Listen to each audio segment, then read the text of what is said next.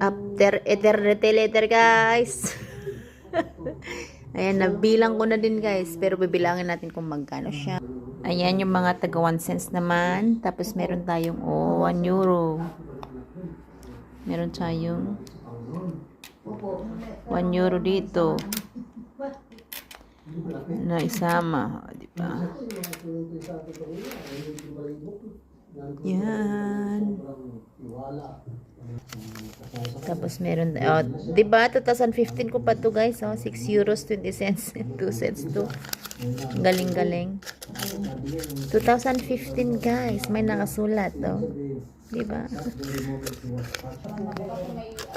Ito, guys, 2 euro and 75 cents yung 5 cents siya. 1 euro na to.